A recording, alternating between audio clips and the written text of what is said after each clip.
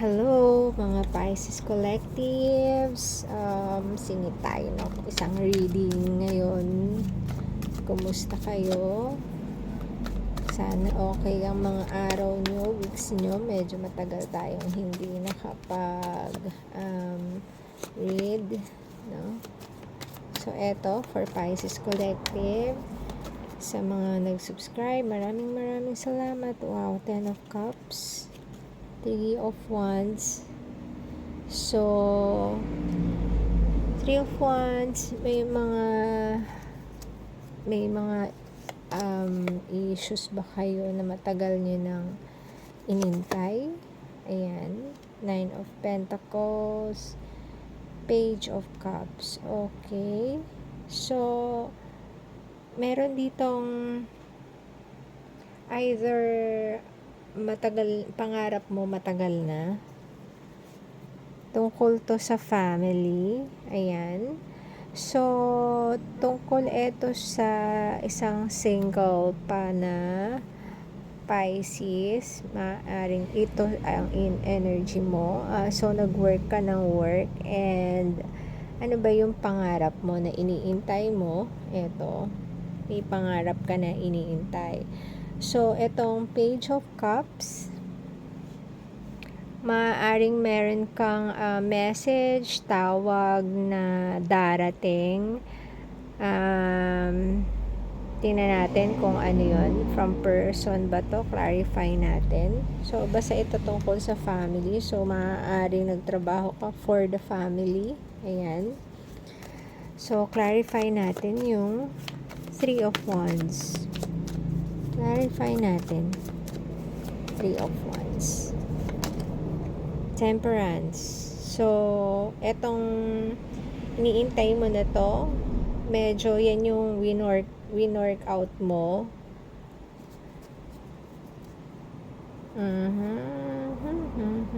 Ayan. So, 2 of Cups, 4 of Wands, 4 of Swords, 7 of Pentacles. Okay. So, meron kang either person na nasa isip ng matagal ng panahon. Matagal mo na siyang gusto or mahal. Siya yung tipong ideal man mo, ideal family man mo para sa'yo. So, either yung person na yun or yung idea na family man, yun ang matagal mo nang hinihintay. Hintayin natin kung anong lalabas. So, yun ang gustong-gusto mo o hinihintay mo. So, clarify natin tong 10 of Cups. Ayan, Knight of Swords. So, merong energy, fast energy siya na darating. Okay? Ito yung tipong energy na bigla na lang dumarating yun. Medyo impulsive and walang kaplano-plano. Pero, ayan, darating siya. So, clarify natin yung 9 of Pentacles. So, 9 of Pentacles, 4 of Swords, ayan, tong 10 of Wands. So, hindi biro yung iyong pinagdaanan bilang nag-iisang nag-work ka as single. Pwede tong single mom na may anak. Okay, nagtrabaho ka mag-isa. So, medyo nahirapan ka. Ayan. Ito pala, 7 of Pentacles. 7 of Pentacles. Ayan. Yung mga pinaghirapan mo, tinitingnan mo na kung ano. Ito, 10 of Wands. May cycle kang matatapos na sobrang hirap. Ayan. Meron na naman to kanina. Nag-try ako. Etong King of Wands, lumabas na naman siya. So, and the Queen of Pentacles. So,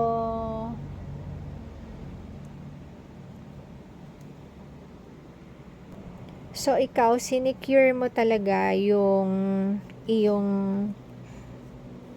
assets to sinecure mo talaga and ready ka nang mag-share ngayon. Ibig sabihin, handa ka na. Parang eto na yung iyong tinututukan ngayon. Either na-meet mo na to or nag-introduce na siya, pwedeng eto, nag-message na sa'yo. Etong taong to, eto yung magme-message sa'yo or magre-reach out sa'yo na ang offer nito is, kung King of Wands siya, is long term. Mature na tong taong to, kung eto yung darating. Okay?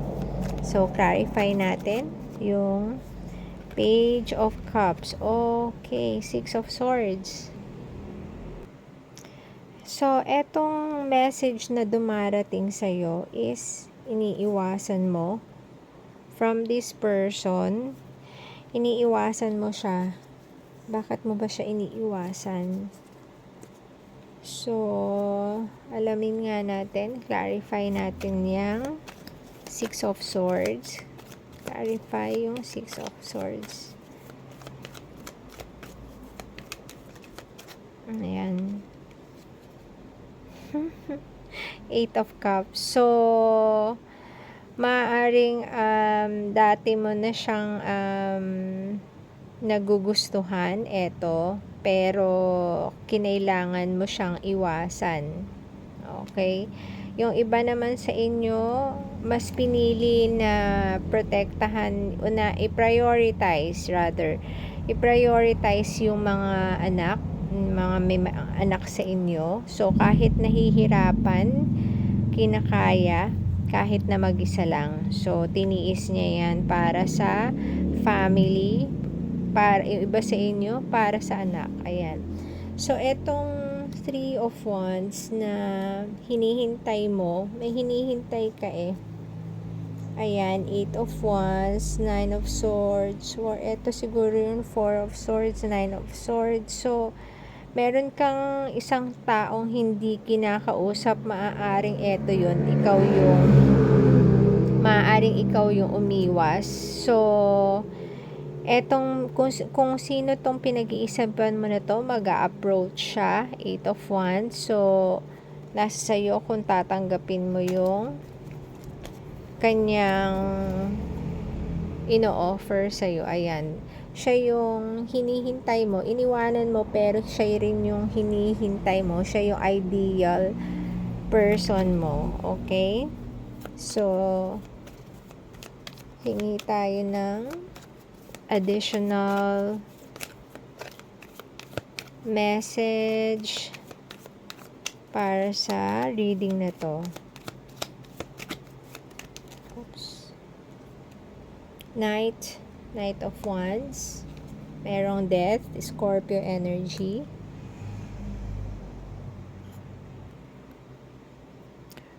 Knight of Wands, maaaring ikaw to or si person mo is ready na siyang mag-dive in. Maaaring ikaw din, kasi ikaw yung umiwas dati. Ayan, pero yung iniintay mo, or maaaring ikaw to, na ready ka na. Ayan. So, etong mga usaping pamilya, ihihinto mo muna and ipaprioritize mo ang sarili mo. So, clarify natin itong additional message, closing message. Knight, Page of Wands.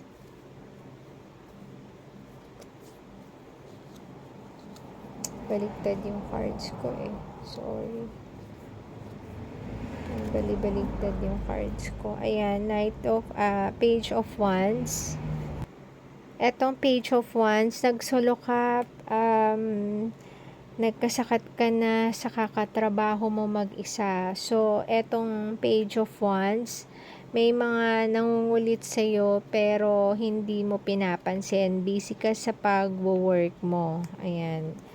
So, talagang nilakasan mo yung loob mo, yung buhay mo, binago mo. Eto, maaaring iba sa inyo talagang nag-abroad pa, iniwan yung pamilya. para lang makapag-work. Medyo laging malayo, or etong person na to nasa malayo siya at magkaiba kayo ng mundo. Ayan, etong nagme-message sa'yo and ayaw mo. Maaaring ang offer niya sa'yo is LDR, hindi mo gusto yung gano'n, hindi ito yung ideal family mo. Ayaw mo na ng malayo. So, tinake down mo to, hindi nag-work to. Eto naman isang nagme-message sa'yo, medyo immature pa or medyo playful, kaya medyo iniwasan mo din. Ayan. So, ano ba sino ba yung hinihintay mo dyan na Knight of Wands? Ayan. Eto, meron kang iniintay at ready ka na. So, tingnan natin sino ba ang iniintay ni Pisces. Iniintay ni Pisces. Ayan, Ace of Cups. Ayan. Meron kang iniintay, pero Ace of Cups. So, gusto mo ng bagong relationship. Hindi katulad netong mga to. Ayan, Two of Swords and Judgment. Ayan, may Gemini energy, may Lovers. So, gusto mo yun talagang may love na mararamdaman ka para dun sa tao na maninimbang ka. Ayan. So, ito yung ideal mong tao.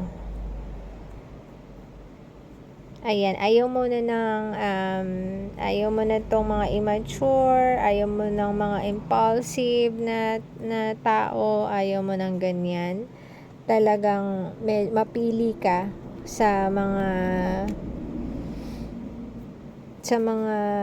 mag-message sa'yo, sa mga encounter mo. So, clarify natin tong 7 of Pentacles. Clarify natin yung 7 of Pentacles. Ayan. 7 of Pentacles. Ito yung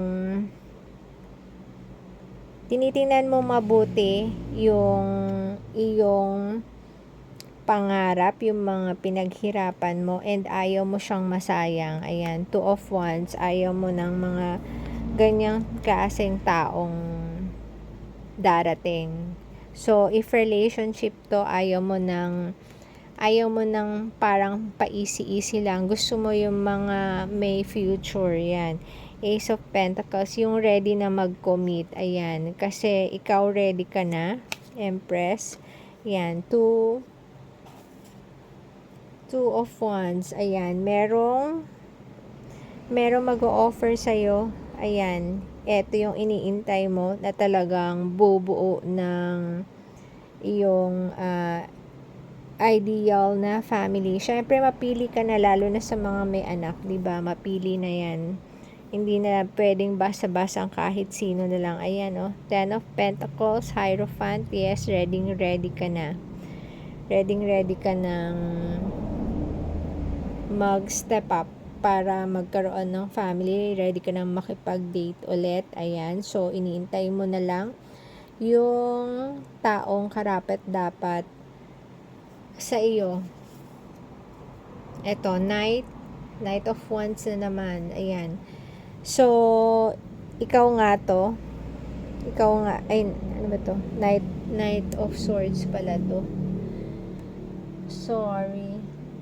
Knight of Swords. Ayaw mo ng mga ganitong klaseng tao na pabigla-bigla na walang plan. Gusto mo yung merong plano na talagang totoo mag-establish ng family. Ayan, hanggang sa marriage. Ayan, yan talaga ang gusto mo. Ayan. So, maingat ka, Pisces. And, tama naman, 'di ba? So, good luck sa Pisces na energy na to, and thank you and God bless.